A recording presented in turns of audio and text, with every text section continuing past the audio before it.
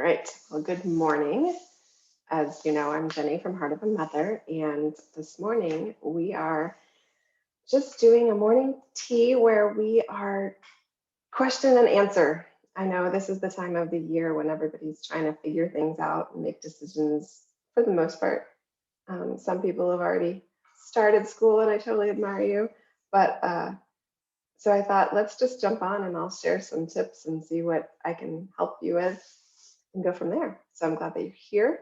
And we will definitely begin in prayer if you will join me in the name of the Father and the Son and the Holy Spirit.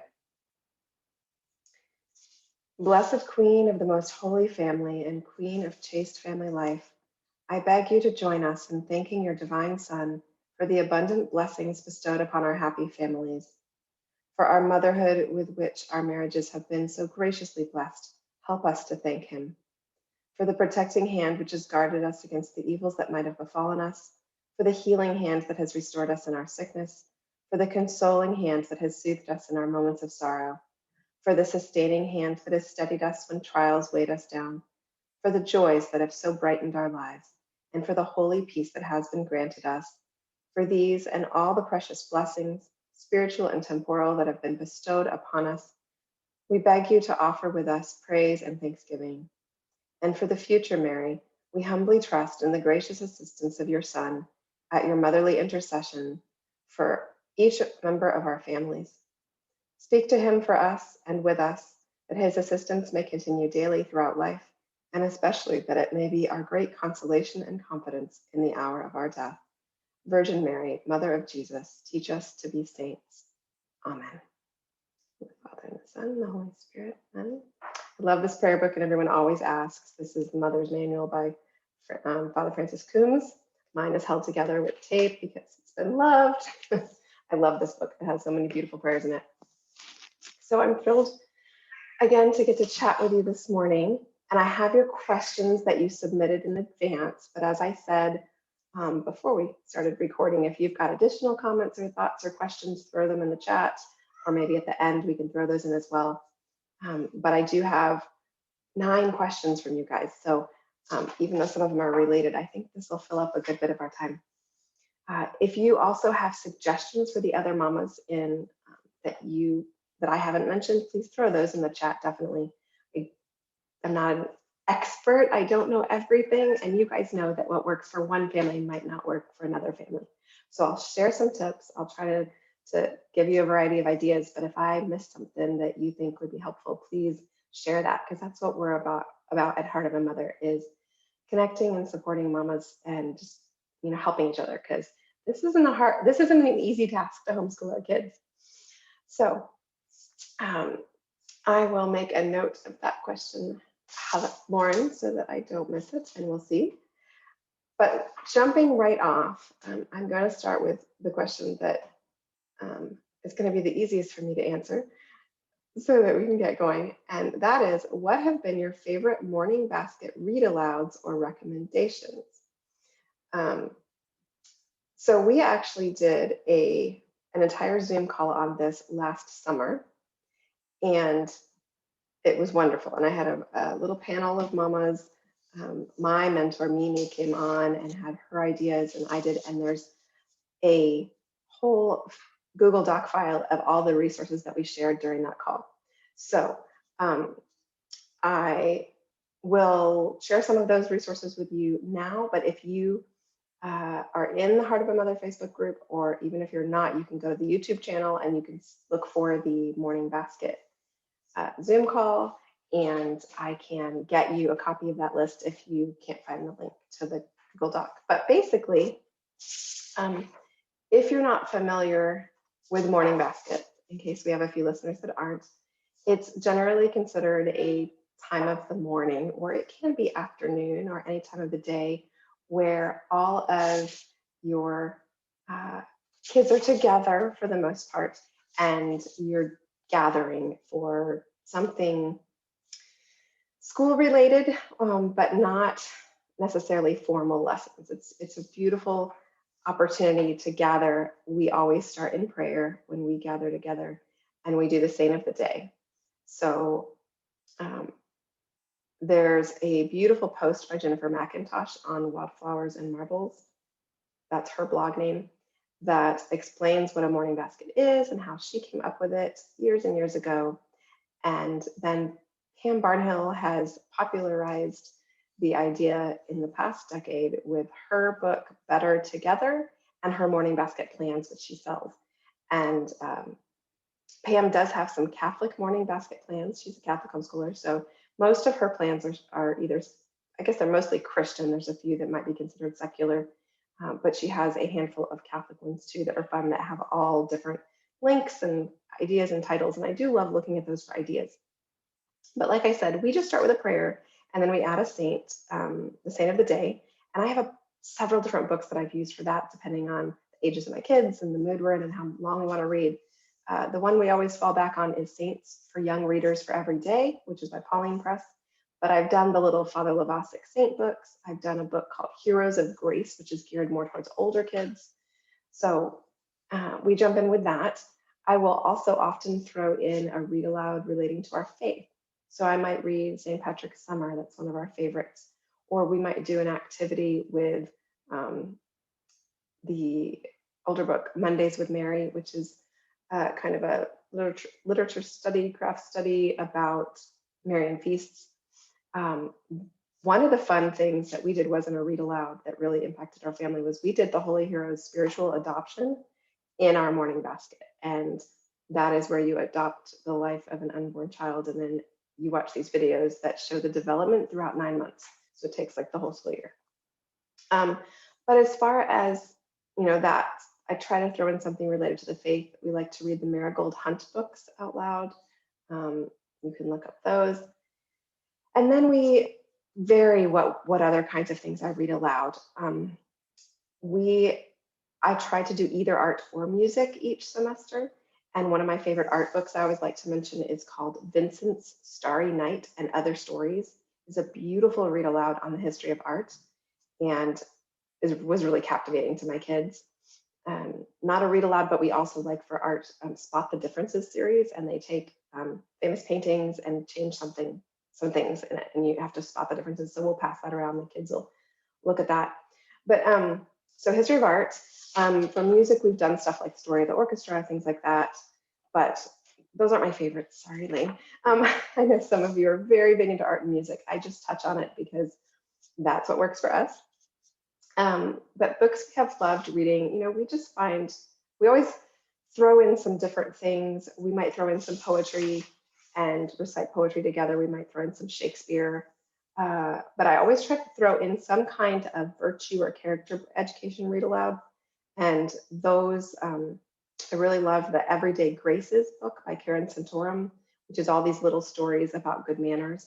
And then the Program for Achieving Character Education helps me pick other books. It's a guide for learning the virtues, and it's based off the Book of Virtues by William Bennett. But it's basically a manual unit study type thing for different virtues. And so within that are lists of stories and books, and I just pick out of there so that we can have something kind of inspiring us. But we always end with some sort of a fun read aloud.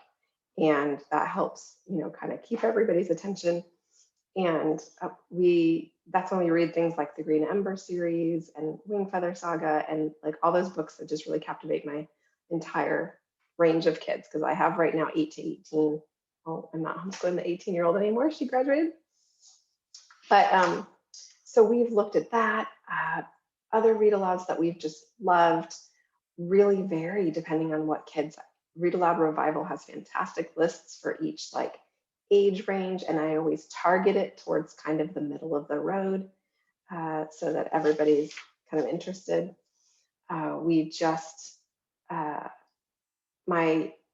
This year has been different with our morning basket, and we've kind of split off a little because I had 2 high schoolers and we moved in the middle of the year. So yes, Lauren, I'll try to talk about moving later. But our morning basket didn't happen as consistently. So I mostly just read aloud with my younger 2, which are elementary kids. So we read By the Great Horn Spoon and Mr. Popper's Penguins, and some of those really fun, silly books because they're boys. So for me, it's not so much, picking just the right book as it is just the time together. And that was a really long answer to what were my favorite read alouds. But I wanted you to kind of understand that a lot of my read alouds are just little bitty excerpts of a book and not kind of a longer story.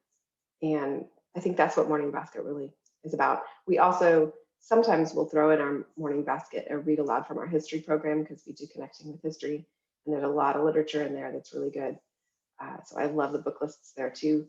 And then, and I combine that with the For the Love of Literature books in that book list. There's just so many good lists. And if you're in our Facebook group, we have a whole thread on book lists and where everybody finds their favorite stuff. So I can direct you to that if you need that. So that's how we start our day. That's in my house. Now I know that some people will do like an afternoon seminar or tea time or do something during nap time so the toddler isn't running around. That morning time together or that afternoon time or whenever it is can take like 5 minutes or it can take an hour. It just varies depending upon what's going on in our lives and what we have going on. But a lot of you asked about the schedule for the day. And there's some variations on what you asked. How do I make an effective daily schedule? How do I make a schedule for multiple kids? Do you have a time frame for subjects or do you just do it until you're done? What are some schedule ideas for things for kids to do when they finish school? And what do you do to stay focused in your routine? And I feel like those are all kind of related, right? But let me just, since I'm in the middle of planning right now this week, and I can kind of tell you how I come up with my schedule and throw in some tips that I've learned. As far as making up that or following that process, I think the book Plan Your Year by Pam Barnhill is a really helpful tool to do that. Some people also really like A Mother's Rule of Life. Sometimes that book has worked for me and sometimes it has not. I like that someone asked about staying focused on routine because schedule is what I make in the summer to make sure everything fits. And then I don't look at that again during my academic year. I mostly think of it as a routine and I structure it as blocks of time. So we get up and we eat breakfast and do our morning chores, and then we start school. And then we take a break for snack, and then we do more school. And then we take a break for lunch, and then we might do more school if we didn't get it done. And then we have quiet time, and then we have snack time, and then we have playtime and dinner time. So we kind of have just a flow to our day, and it doesn't have exact times on it in my head, or I don't look at those times throughout the day, with the exception of meals, because that's what kind of holds us together and makes sure that we don't get hangry. But I do in the summer write down times, and here's why. It's super important that moms don't completely overfill their time. We have a huge tendency, especially with homeschooling, because the sky's the limit, right? Like we could do anything we want to do. We can teach as much as we want. There's all these wonderful things. But we are finite. We do not have infinite time. And so for me, I need to sit down in the summer and make sure that I haven't, that I'm not going to plan too much.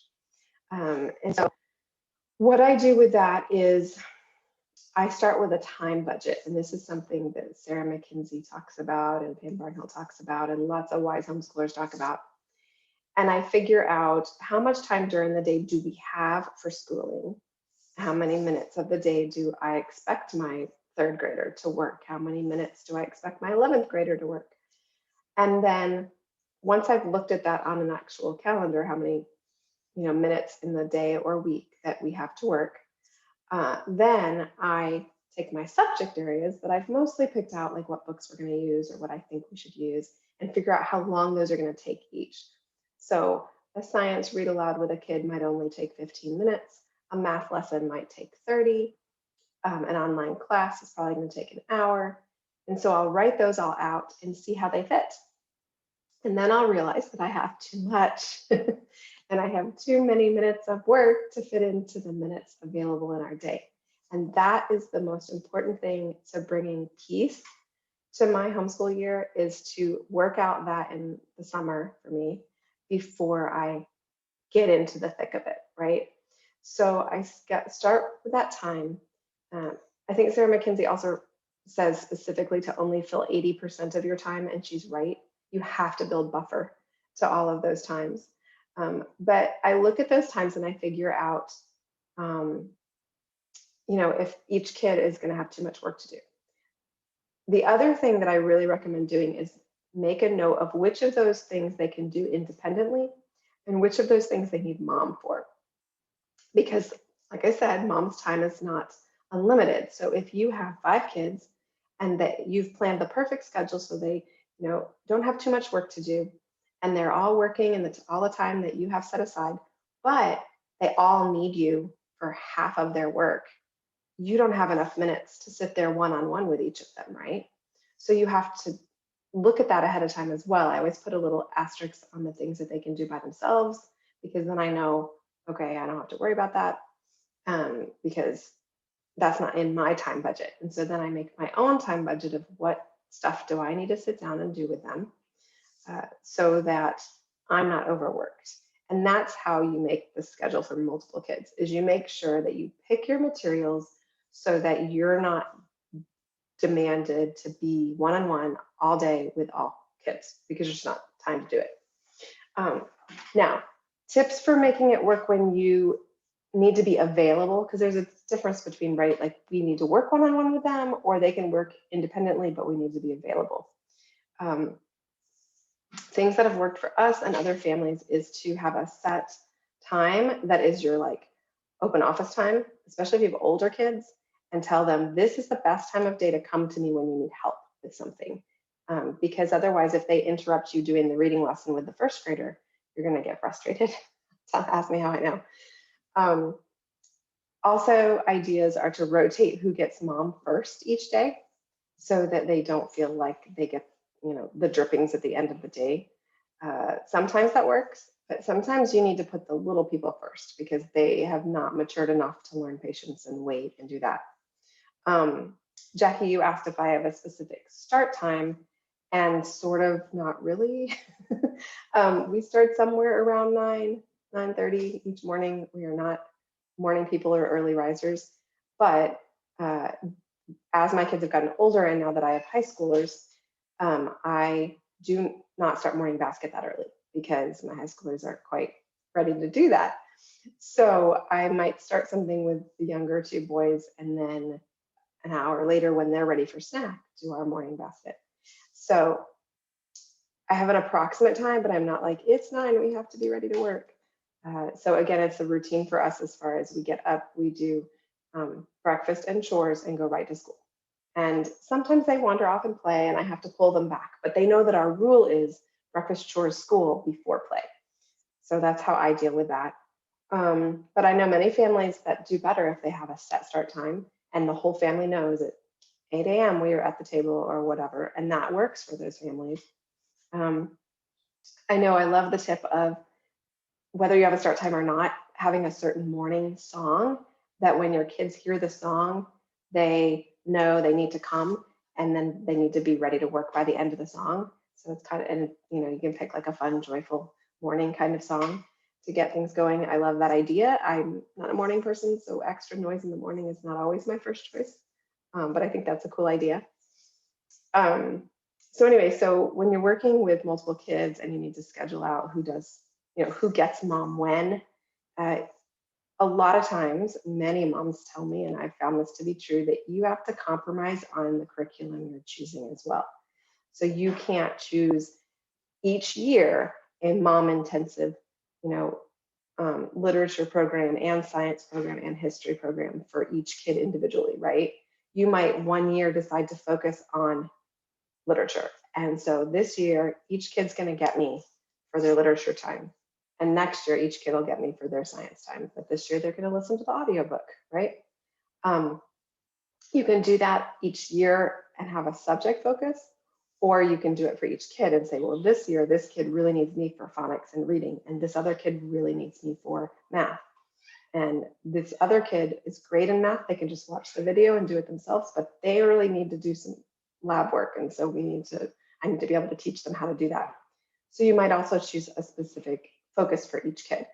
I really love giving ideas to homeschooling moms, but everything that works for homeschooling in like the practical sense of how do I fit it all in only works if you look at the long term.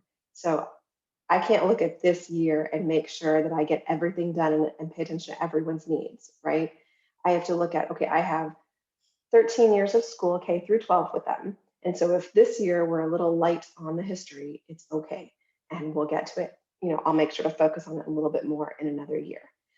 That's harder for families who are homeschooling only like for a short period of time. And so that is a challenge added. But really looking at the long view helps a lot, even in the long view of the year. So there was a question in our group about, can I block history and science and do just one of them in the fall and one of them in the spring? Absolutely, I've done that. It's fantastic. You still have to break up the work into smaller segments each day because the kids can't sit there for, a first grader can't sit for an hour and do history. But so we might do like 15 minutes here and 30 minutes here and break that up. What other tips did I have for making schedule? Oh, my older kids do their own schedule. So it varies a little bit for each kid and when they get to that point. But once they get to middle school, I'm starting to work with them on planning their own days out, planning their own weeks out. But by the time my kids are in high school, I hand them a week's worth of work and they figure out when they're going to do it and how they're going to get it done. And, we check in and I check in with them as they are learning that skill. Of course, I check in with them more frequently. But once they figured it out, then just every Friday, I make sure they've gotten done the work for the week. They turn it all in and we're good. So they could choose to do all of their math on one day and, divide it out that way, or they can do a little bit here, a little bit there. And it's great to watch them toy with that and learn what works for them. In middle school, I will really focus on their day and say, okay, this is the work that needs to get done today. When do you want to do what? How are you going to map this out for the independent work? Obviously, the stuff they're doing with me, I'm still like, this is the time I have available.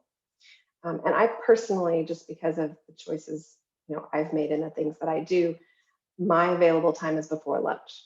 And after lunch, unless a kid is really like stuck and can't move forward or wait till tomorrow, I'm not available for school help. I'm sometimes doing projects with the younger ones or reading aloud. But as far as like the heavy questions and, oh, I'm stuck on this, they need to get to it before lunchtime. Because honestly, I'm tired by then and my brain just doesn't work as well. And so I'm not as helpful in the afternoon. And then I can focus on all the other things all the other plates that I juggle. But some families do that kind of thing during nap time, so they don't have the distraction of the little ones and have a quiet time. And so then the older ones come to them during that time. The other thing I guess I should mention is when we're doing these blocks of time, I have an idea in each block of what we need to accomplish, maybe the top 2 or 3 things that I'm trying to get done. But beyond that, my kids have their independent lists and they can do stuff in any order they want to. If they're doing it with me, I plan that, but the independent stuff, even from a young age, my middle boy is going to be 5th grade. And so this past year, 4th grade, he was given kind of free range to do his work in the order he wanted to do it. And by the end of the year, he learned he had to do math first, and he learned that on his own. And so now he'll do that without me being the bully and saying, you have to do that. How do I stay focused on my routine is a really good question. I'm not always great at it. Consistency is not my best thing, especially since I'm not a morning person. It's really hard to like get up and get going. For me, there's a couple key things that help. Being prepared the night before really, really helps me to get going in the morning. I have to really think ahead. For each meal, I think of it the meal before and make sure if there's anything I need to do the meal before, then I can prep that, or I can at least be thinking about it, because my brain otherwise, gets to the, it's 12 o'clock, everybody's starving, and I forgot that I had to defrost something, or we're out of lunch meat and I don't know what to do. So I always try to think of meals at the previous meal. This is the one we're all going to grimace at, but I have to keep my phone off limits for most things during school time. So that's before lunch. I check in during snack time when I need to. And then there's certain people that I know I'm going to respond to. But that's a big one for me. And Also to stay focused is we've just moved. So I have not finalized this in the house we're in now, but in every other house I've been in, I have like a station, a place that I am. And that place is like the schools. This is where mom is for school. And we're a family that does school kind of all over the place. We do school on the couch, in the game room, outside, kitchen table, wherever. We always have a room that we put all the stuff in, the school room or whatever we call it. And that's where all the school stuff belongs. But as far as where we do the work, we kind of rotate around. And so each home, I kind of have figured out a place where this is where I am when I'm in school mode, and this is how you can come get me. But my husband's been working at home and we just moved, and I don't really have that set in this new house, and that's okay. And I'm hoping that the new year will help me solidify that a little and be better about it. But that helps me to stay on track so that I'm not wandering off and doing something else like laundry or whatever. I do switch a load of laundry at snack time. So I have that break in the middle of the morning at between 10 and 11 to do that. But notice I said between 10 and 11. We have a really wide range of like when we take our break, depending on how things are going. And someone asked the good question, do you have a time frame for subjects or just until you're done?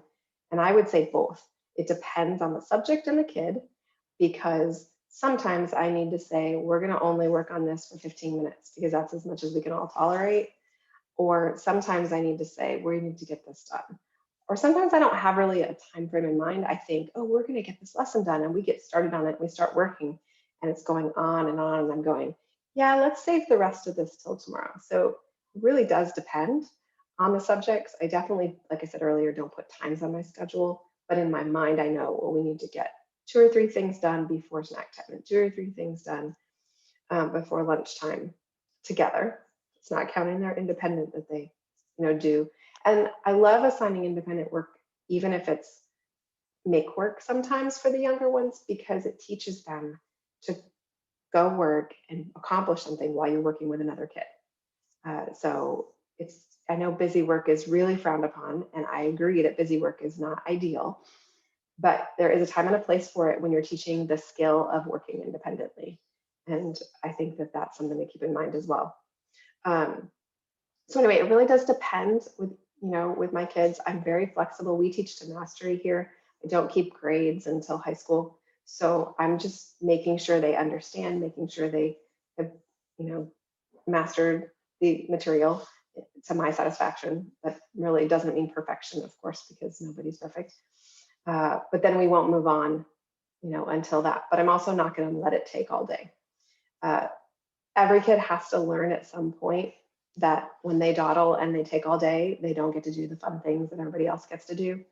And that does happen with every kid. I mean, every one of my kids has gone through that. The youngest hasn't had the opportunity, I guess, yet. But so they are given their work and they're expected to get it done and they're encouraged. But, once they get to that middle school age, I'm not sitting with them all day long and making sure they get it done. They're off in another room. Sometimes they even go to their room to work. And it'll take all day, right? And you're like, why aren't they done? And I don't let that get to me. If they want to spend all day doing school and they're just dilly-dallying around, then they don't get to go to their activity in the evening, or they don't get the special snack I serve at snack time in the afternoon, which sometimes I only serve because I notice someone is dawdling, right? Oh yeah, let's have cookies today because that kid isn't really on track. Oh, we're gonna, what, you guys, we're gonna go for a bike ride. We might not have planned that, but it's time because that kid is not going to be able to go out front today. So I don't let it bother me, but I make sure that they have a consequence for it and they have something. And everybody has a currency, right? So when my older 2 were really younger, it was watching their favorite show. And that was great. And so I would be like, well, you don't get to watch your favorite show if your work's not done, and they're in their kind of 4th, 5th, 6th grade trying to figure things out and things get a little dicey. Okay, then that's your choice. So I hope that helps you think about things in that regard. And then another way to stay focused on my routine and getting things accomplished is staying home for homeschoolers. And there's so many opportunities to go out and do things, right? In lots of areas. And sometimes we create those things ourselves because we're like stuck at home and we need to get out. Oh, I need to go to the store. Oh, I need to go schedule this appointment. Oh, I need to go to the library. And sometimes there's a co-op, and then there's music, and then there's, the art class, and then there's the park day, and all the things that you want to do because you need your kids to have that social time or that enrichment time. Those are great. But if you're like me, you have a tendency to want to do all those things, and then you're not home to homeschool. So I have to discipline myself and make sure that we stay home and stay home. Uh, for me, it's got to be certain, like only 2 days a week do we have activities before 5 p.m. We're leaving the house scheduled before 5 p.m. Now I might run to the store and pick up, milk or whatever. Having teenagers, I can do that now, or I can send one of them now. But to have that mentality that I do have to be home for chunks of time, and I keep my mornings clear. I try not to schedule appointments or um, or make phone calls or anything like that in the mornings, because that is our school time, and I try to preserve that. And so that helps me be consistent because we're just doing that every day. For me, that's probably the hardest part about it. I don't like having to do the same thing all the time, but that's the only way I know that I'm going to be successful, and that I'm going to give my kids what they need and what they deserve, really, right? Okay, so let's see. Those are all of the like making a schedule and how to make a schedule work. Hard to balance with the thought of flexibility and grandma calling. Oh yeah, my parents know not to call before lunch unless it's like an emergency. I just say we're doing school. I had an aunt once that would call me in the middle of the morning on random days, and I finally said, you know what, this is our school time, and could we talk about this after lunch? And then she kind of learned that when I said that every time, that I would, get rid of that temptation, and then, I'll call you later. This is our time to work. What is my Myers Briggs? Yes. I never remember my letters, but yeah, I'm Jay, so no, it's easier for me to say no to that. And so it's just different personalities are definitely going to be able to, cope with things differently. But I know my husband helps with this too. When I can't, make a decision or do something that I really should be doing, he generally has an easier time of it and can help me figure out a way to do it that works, or I can blame it on him. He totally is fine at being a scapegoat. You know how they tell your teenagers that they can call you at any time, no questions asked, kind of thing, and they can just say, oh, my mom says I have to go because mom says so and she's awful, right? And you say, you can say that, you can do that if you need out of a sticky situation. I do that with my husband, and he's fine with it. I can be that to some of my family. I can be like, well, my husband says that he would really prefer we do this, and they respect that, because that works and helps me to be, more consistent, because he has that personality that they recognize they need to respect. So it's hard, but yes, staying focused and doing a routine. This homeschooling is a job. We're not getting paid for it in monetary value, but it is our job to educate our kids. And if they are above second, third grade, then we have an obligation to set aside, specific time that will be time that we work with them and time that we help them. Even, yes, if you're an unschooler, you still have to do the strewing, being available to your kids, because, they love having conversations about things they're learning. They love being steered towards resources or pulling out that science kit. So there has to be time set aside to do that, which kind of makes me laugh, because people kind of criticize homeschoolers, right? Because we're not as our kids are not going to succeed, or they're not going to learn what they need to learn, and yet they think that we just have all this free time in the world to do whatever.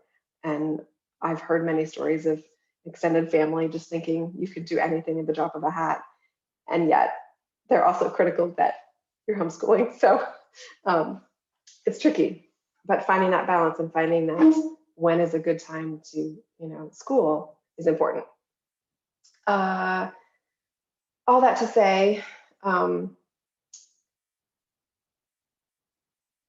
staying focused is important. but I am also very flexible and we do adapt. So um, some years we are better than others about staying on track and staying disciplined about our time.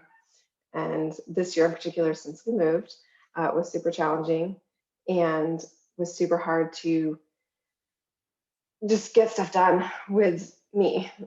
They could do all their independent work, and we adjusted our schedule to fit that once I realized that it was taxing me more than I expected. Um, and I made lists of stuff that they could do independently, and I dropped some things so that I could replace them with things they could do independently. And so we kind of limped through the end of this year after the move. Uh, so I guess that I can mention moving and traveling, since you asked, Lauren. How do you keep school going? And the main answer is you simplify. Sometimes you just need to stop and take a complete break, and that's fine.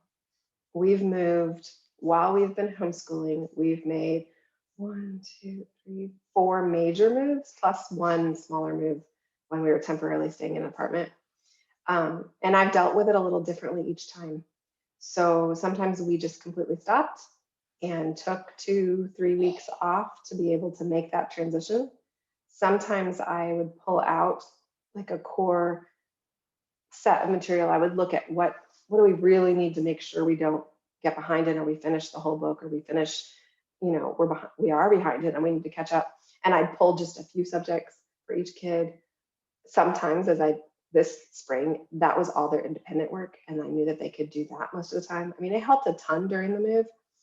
And we did take a good, it was almost 2 weeks where they didn't do hardly any school.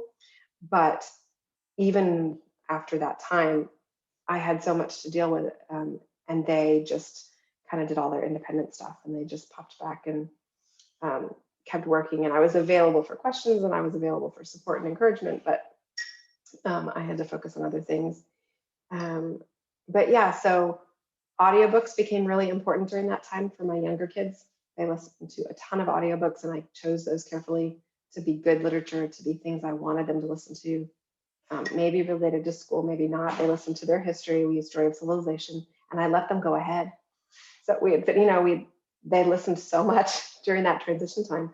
They finished this year's book, and I was like, okay, here, you just listen to another one that they had. I think they had already listened to it too, but like it had been a while. So I was like, go for it. Just keep, filling your head with lots of wonderful stories.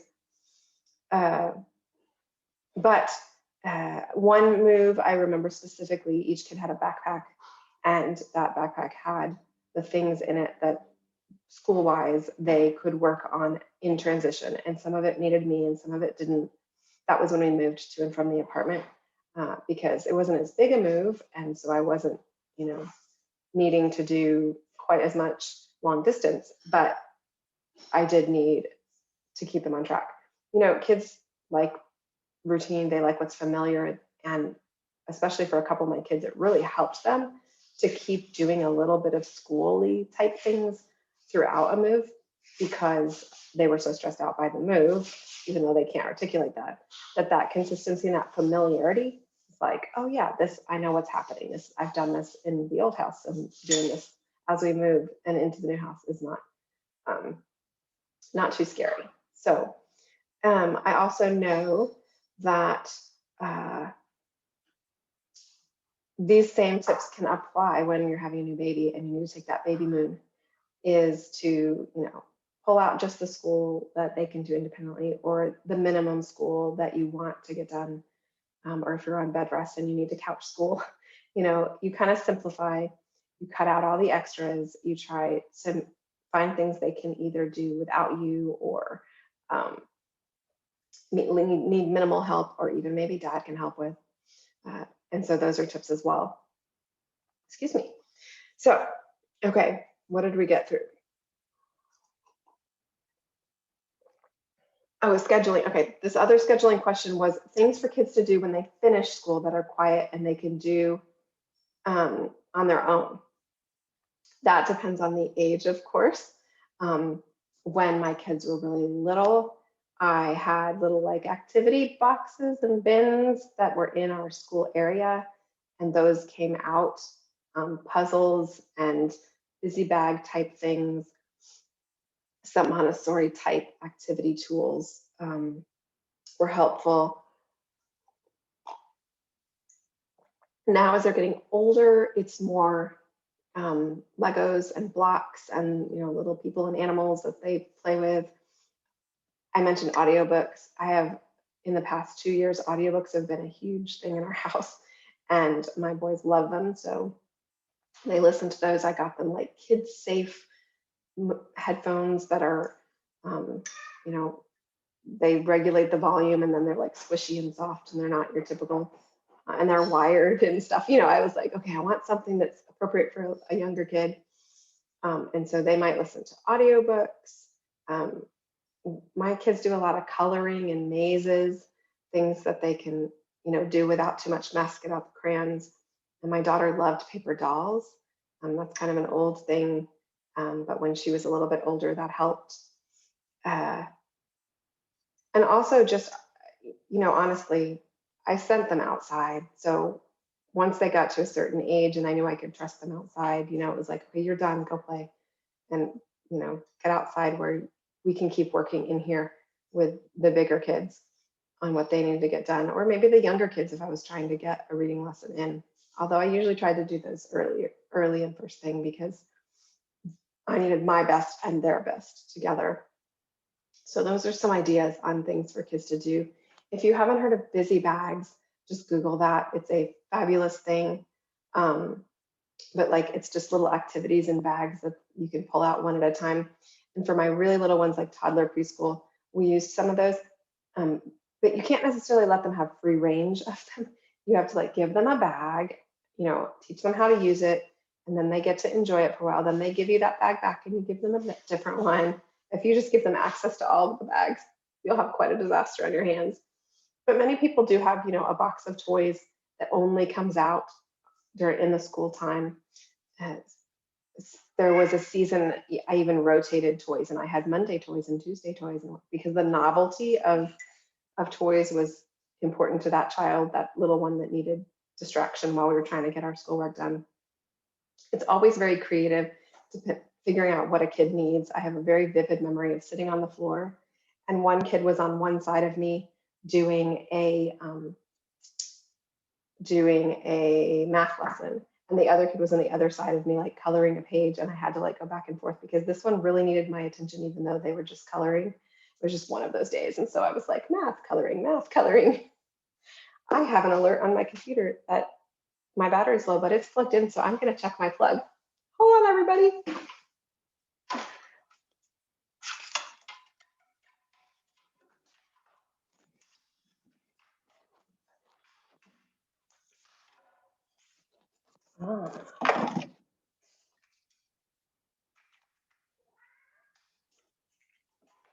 Okay, did that fix the problem? I'm coming to check. Hi.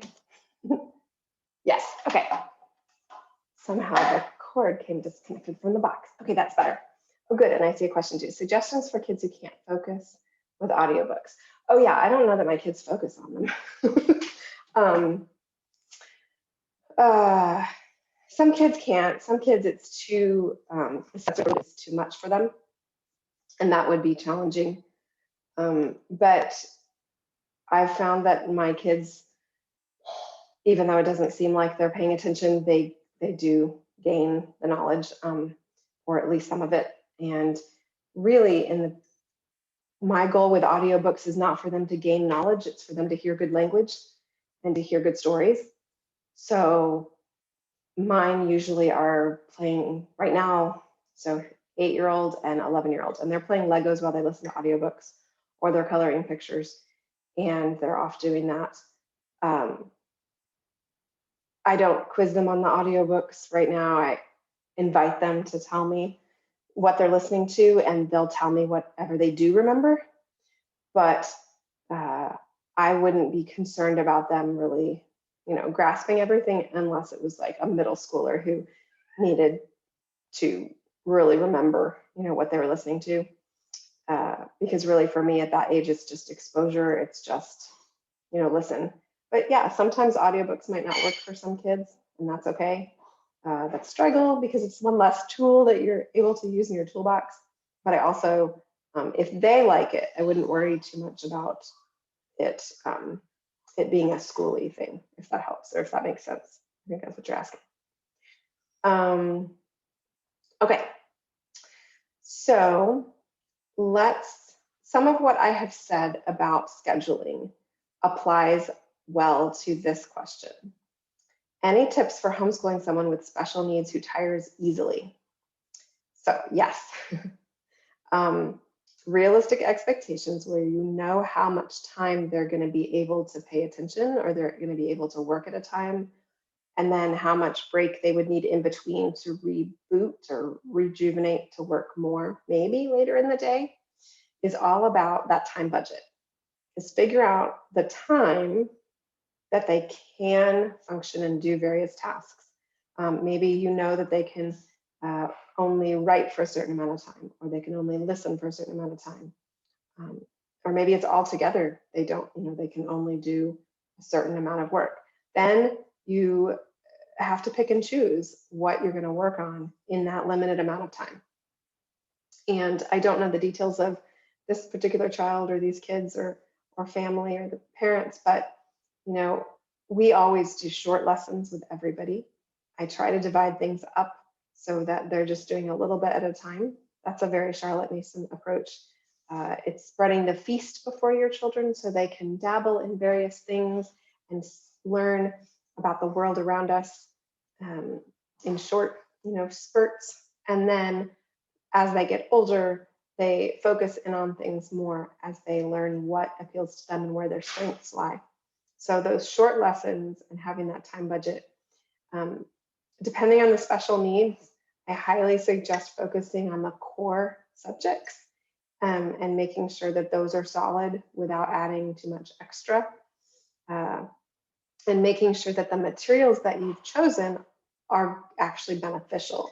I'm a big believer that you can make any curriculum work for most kids, but if they have special needs, there really are ways, there are materials that are better than others depending on their needs. And so doing that research and talking to those other either parents or experts or both on what materials are going to be best for that kid is key. So examples of that, they might be great with audiobooks and they might not.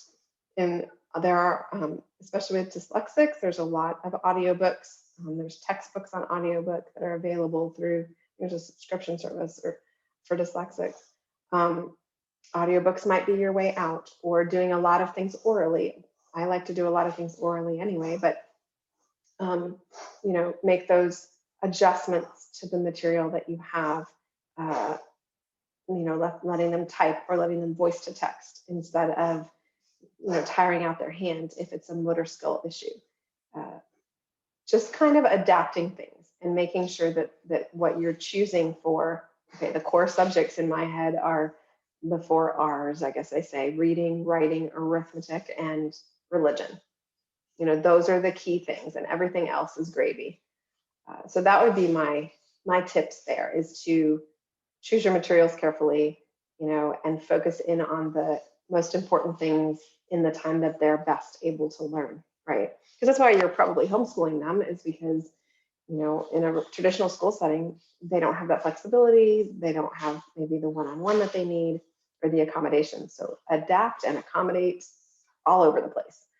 For even your non-special needs kid, that is what homeschooling is about, is adapting and accommodating to make it work for you, for your kids, for your family.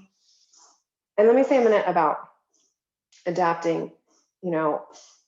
I said earlier that you have to be really careful how much time mom puts into the one-on-one, because you can get burnout really fast trying to keep track of everybody. But I think it's also important to remember that when you choose materials and you choose your routine or schedule, that mama ain't happy, nobody happy. So if you have one kid who is a early riser and would do much better if you did your phonics lessons with them at 6 a.m, but mom is not going to do that, that's a choice you get to make.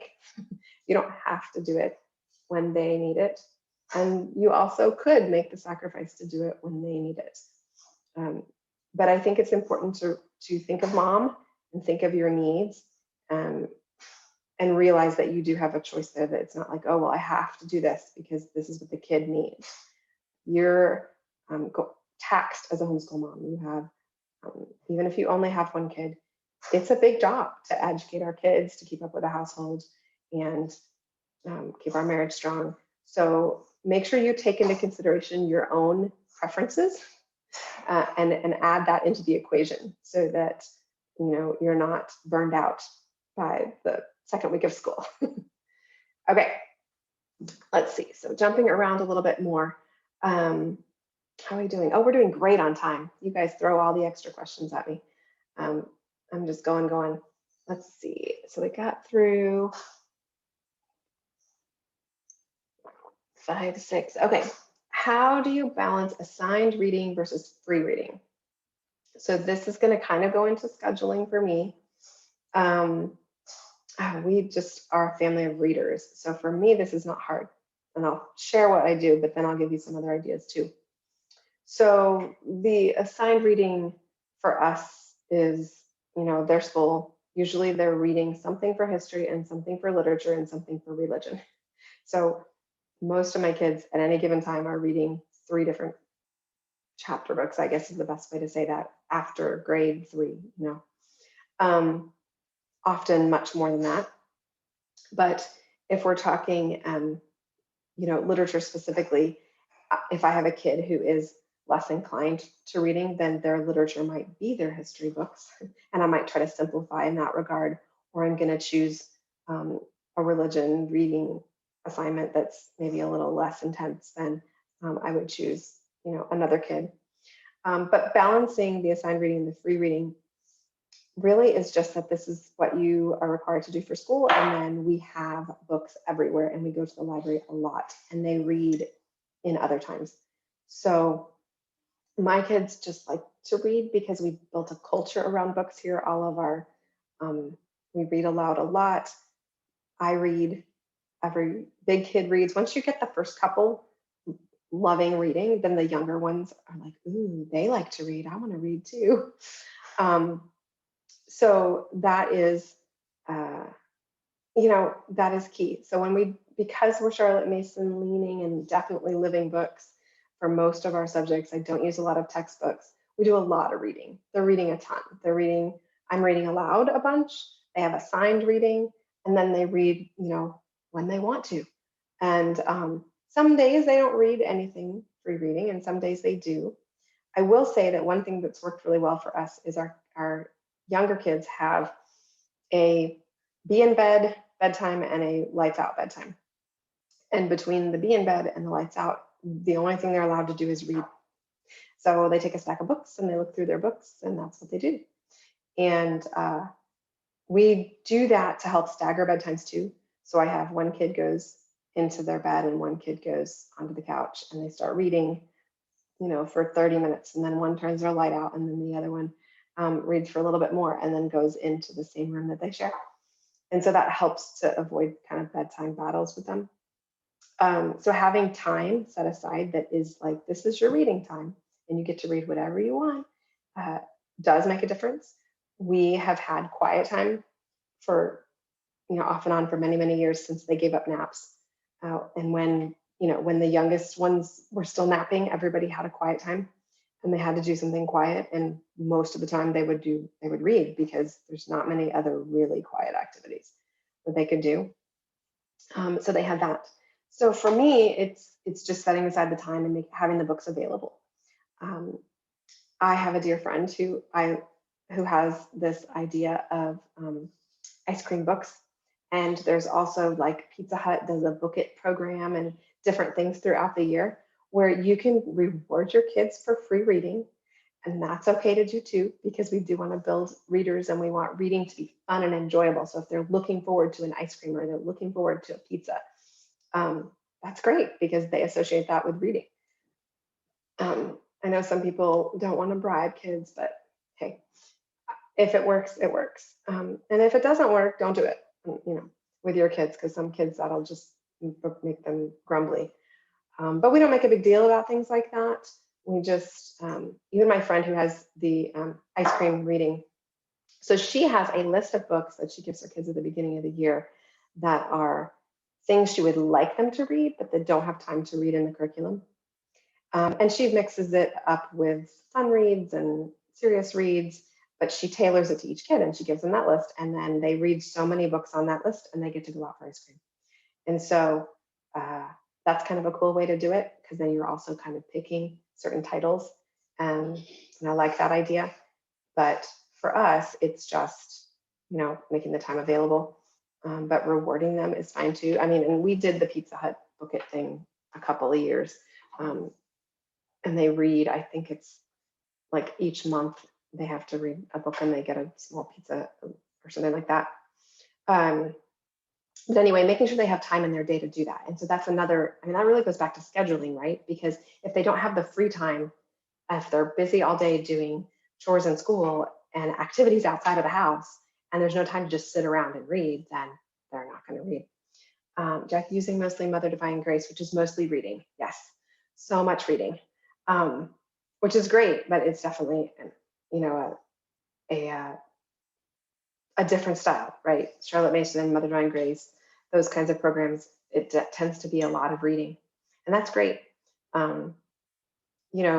You also asked about audiobooks, and so my first thing would be, well, do some of them as audiobooks. But if you have a kid where audiobooks is not their thing, that's not, ideal, but it may be a way to put on something really fun and silly. My boys loved listening to Hank the Cow Dog. It bothered me, but that was like a reprieve from the school work, right? Because it's goofy and silly and doesn't make sense. And things like that you can make it fun, make it enjoyable. If I found that we were doing so much reading that my kids weren't wanting to read on their own, I would probably adapt that, because it's so important to me that I raise readers. And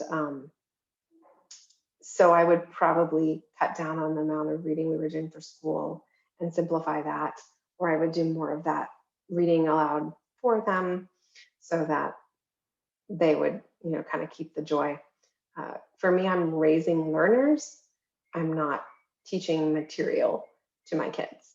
And so everything that I try to plan and do is about, are they going to learn well, or is this going to train them in the future to, be exposed to good material and be attracted to good material? That the philosophy is that if it is true, good, and beautiful, children will enjoy it and love it. And that is true, but you can have a book that's, true, good, and beautiful. But if it's presented in a way that's negative, or if they see it as negative, then they're not going to be attracted to it. So if I am hitting a wall and we are struggling with something, especially if it's, causing attitude shifts, then I'm going to adapt that and try to figure out a way to get around it. And it involves compromising, in those, going back to moving and traveling. Those are the seasons where I'm like, okay, I guess we're going to do a workbook for this, even though workbooks are not my favorite thing. And I don't think they teach as well as other methods, but they do still teach. And if we need to get something done, I might substitute a workbook and say, here you go, have fun. It's just making that adaptation. And when you're starting out homeschooling, that can be scary. I don't know how many of you are brand new, but that can be kind of intimidating to be like, oh, why should I change this? But again, for me, I try to keep the long view that I'm teaching them how to learn.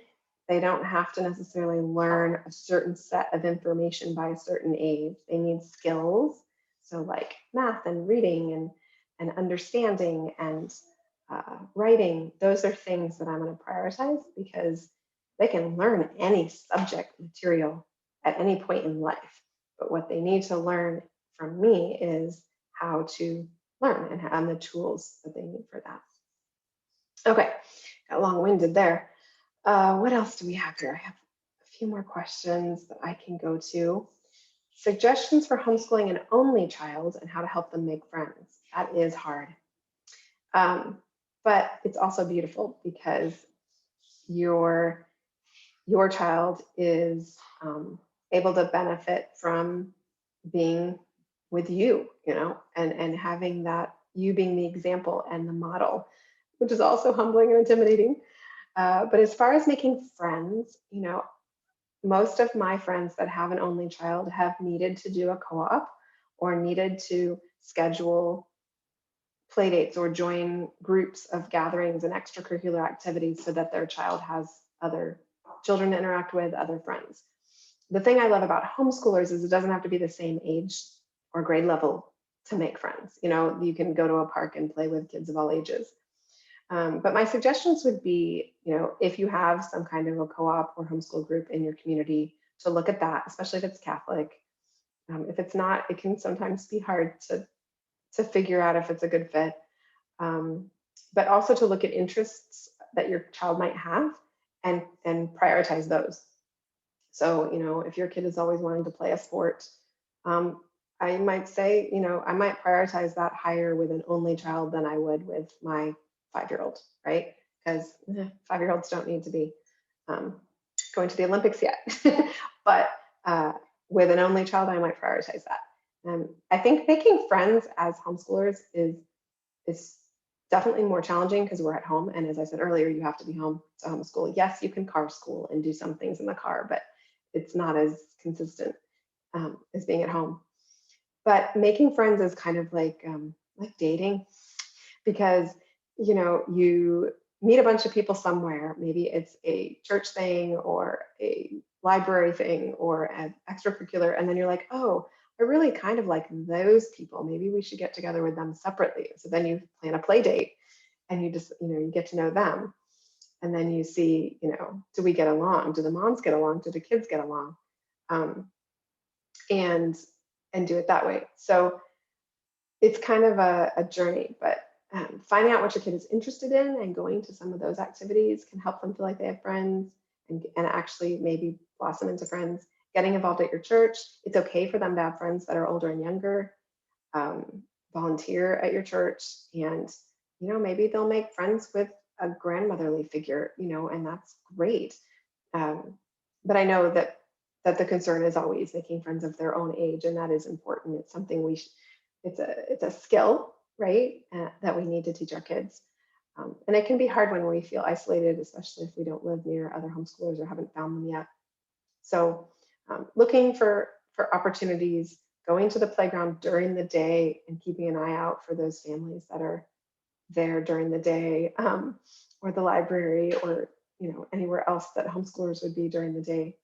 There's usually homeschoolers somewhere, unless you live in a really, really rural area and it's harder to find them. But those would be my suggestions. Is we have to prioritize that. I even feel like once they get to the teenage years, we have to prioritize helping our kids make good friends and time to see those friends. And it involves a lot of driving for a while. But I would put that need of my 14-year-old to see her friends over the need of the 5-year-old to play soccer. That's, for me, that would be a priority, because teenagers, are forming themselves, and they're also going to go out in the world in another 4 to 6 years and need to have relationships with other people and understand group dynamics. And those are all skills that, I'm not giving them if they're not around kids. And so we prioritize our kids seeing their friends. We prioritize our teenagers, especially seeing their friends, our teenagers getting involved in activities where they can make friends, just because we feel that's super important to their development, to learn how to get along with people and be out in the world and figure those things out. So I think, only children and teenagers especially, you have to make those hard sacrifices. And that means, we miss family dinners sometimes. And, like I said, we have to drive somewhere late at night and do all those hard things to make that a priority. Okay, so that's friends. What else do I have? I know there's at least 1 or 2 more here that we didn't get to. I did these all out of order. Looking for recommendations for service opportunities. Speaking of teens, good segue for my teen girls. Bookish or musical suggestions. Lane, I know this is you. So my daughter did volunteer at our library for a while and may do that again. um, before COVID, libraries might be a great way to volunteer. I know they always like having teenagers help with things like they did before COVID. I don't know when they're going to go back to that. Um, but uh, I think that it is hard for us to find opportunities for teenagers to be out because they don't have a group of them and a person coordinating that. So I know like youth groups used to do service trips, schools sometimes do service trips, and it's challenging, right, to figure out how to do that on your own. And in a lot of situations, there's actually roadblocks to that. So there are lots of places that you have to be 18, or if you're not 18, you have to have an adult, but you can't bring anyone under 5. Well, that doesn't work because you have all the little ones, and then you can't go with your big kid because that's the babysitter if you were to go without them. So that said, things we have done,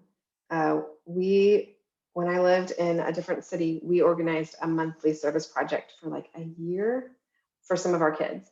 And then we didn't do it the next year because we couldn't find enough places to go. But the things that we did do were awesome. We went to a maternity home and sorted clothing.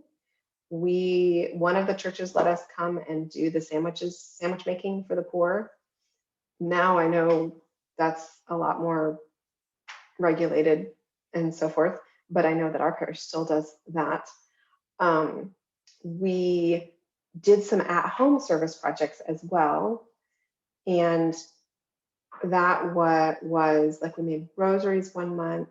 Oh, there was this organization that made shoes out of old jeans, and they needed people to cut out the jean material into this template, and then you just mailed it to them. So I don't remember who found that, but one of the moms found that. I found there was this refugee home, I think, that made bracelets, and they would send you all the materials, and then you would make the bracelets according to their specifications and send them back to them, and then they sold them. It was really hard to find stuff, but we did find a few things, and we managed to do that. I'm trying to look at my list here. Yeah, I think that the things that have worked for us have been when we know somebody, right? We knew somebody that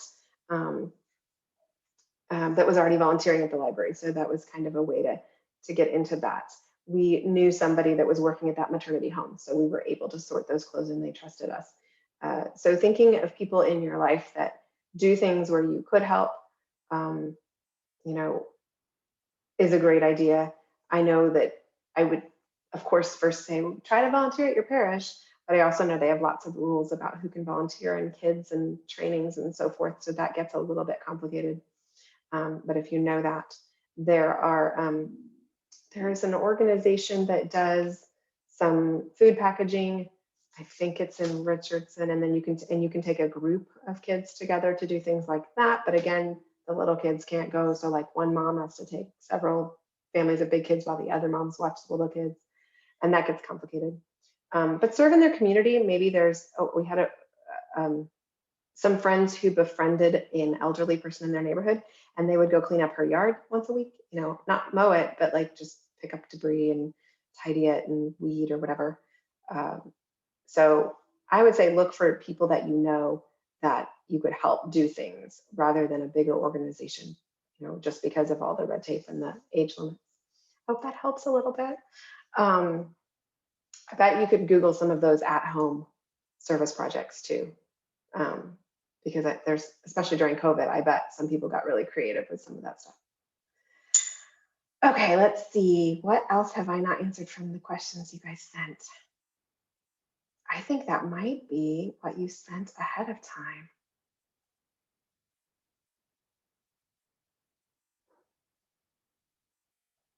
Yeah. What time is it? Oh, we did great, ladies. What else do you want to talk about? No, it was interesting to me as you think of your questions and drop them in the chat. I'm going to share this. It was interesting to me to put this list together because I spent this week 2 days at my library in a study room, kind of planning for our year and trying to figure out what would fit and what we could do and what we couldn't do. And I just had gotten to the point of like starting to fit things into our time blocks and our scheduling uh, when I ran out of time on Thursday. And then I got sat down yesterday to write all these questions. I was like, oh, so I think this was the Holy Spirit going, okay, remember that every year you've had a good routine, a good rhythm to your days. You've done all these things because I had to brainstorm them. And now when I sit down this afternoon and tomorrow and get back to the planning, I'll be like, oh yeah, don't forget that. Because that is one of the hardest things is to be the homeschool mom who's in charge of all the things and figure out what's going to work best, because there's lots of trial and error.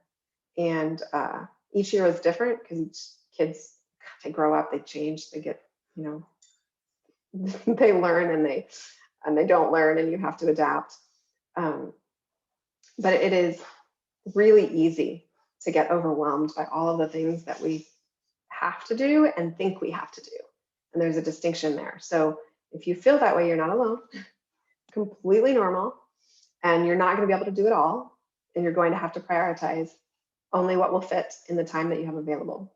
And we have to be intentional about it all. And yet we also have to be flexible, right? Because people aren't predictable and people don't fit rigid schedules, especially children, because they're people. And Sarah McKinsey says relationships are not efficient. And I'm big on efficiency. So that's been a lifelong struggle and probably always will be, that I have to mentally remind myself every day to prioritize the relationship with my child over the accomplishments, right? And so it's constantly telling myself all these things that I just shared with you guys, constantly reminding myself. And I don't always execute it well, but when I keep all these things at the forefront of my mind, I do better, right? And I'm better able to put the first things first, to put the relationships first, to help my kids learn and love learning rather than get it done. And there are seasons that we're pretty lousy at that, you know, but then we come back around and we pick back up and we try again. And that's okay, because that teaches our kids that lesson too, right? That teaches our kids that we're not perfect and that life changes and life will always change and throw curveballs at you and you have to adapt. And they're learning those life lessons alongside you, who better to learn them from than some random stranger, you know, that they encounter, or even a school teacher who probably cares very much about them and wants to teach them, but might not have the same, you know, end goals as you have for your family and your kids. So I think that homeschooling is both that cross and that gift, right? That we do get to decide all the things, but that means we have to do all the things, and that gets challenging. But the basics, you know, every time I have a consult with a client through my mentoring program, I always focus on the basics first. Okay, let's make sure you've got those 4 core subjects getting done, and how can we make those successful, and then just fill in the rest around so that we can make sure that your kids are, you know, are continuing to learn, are continuing to move forward and make progress. That's another thing I constantly remind myself. When I lived in Florida, we had to do annual reporting of some kind. And the option that I chose was a portfolio review by a certified teacher. And so every year I would create a binder for each kid. And what the evaluator wanted to see was samples of their work from the beginning of the school year, the middle of the school year, and the end of the school year. And the law stated that the evaluator had to see progress. Not that they had to be on grade level or be learning certain things, but that from the beginning of the year to the end of the year, they saw progress in that child. And that, you know, cleared us for homeschooling another year. And so that taught me that great lesson, that that's the goal, that the goal is for my child individually to make progress each year in the areas that I decide we need to make progress in. And not be too concerned about finishing all the books or getting to all the things, but just helping my kid make progress and helping them move forward. So those are all the things that I constantly remind myself, and I'm happy to share with you so you can plug those into your self-talk in your head. Do you guys have other questions or other thoughts, suggestions that I didn't mention for all of these ideas? These were such great questions. I enjoy sharing this stuff with you guys. You're so quiet because it's early. Excellent. I'm going to scroll back, make sure I didn't miss any questions. I don't think I did. All right. Well, unless anyone has any other questions they want to throw out, either unmute or in the chat, then I guess we will probably wrap it up. Most of the things I've said are great to try if you're stuck in an area, but if they don't work for you, that's okay too, right? Because we talked about personalities earlier and talked about how some things will work for some people and not for others, and that's okay. Some things will work with some moms or some kids and some things won't, and that's okay. So keep that in mind as you try various things and take some of these tips and tools and apply them, that if they don't work out, that's okay. There's another idea out there, and just pray to be inspired for whatever it is, or come back and ask more questions another time, or sign up for a Bloom consulting call or email or something so that you can get more ideas, right? Because there's always more ideas out there. So thank you again for joining me this morning. I am going to sign off and stop the recording in a moment, but I am thrilled to have had you here this morning so early for you West Coast people. I will do an evening one in the near future so that you have that opportunity to maybe not have to get up so early. Okay. So you all have a blessed day, and I just thank you so much for joining us.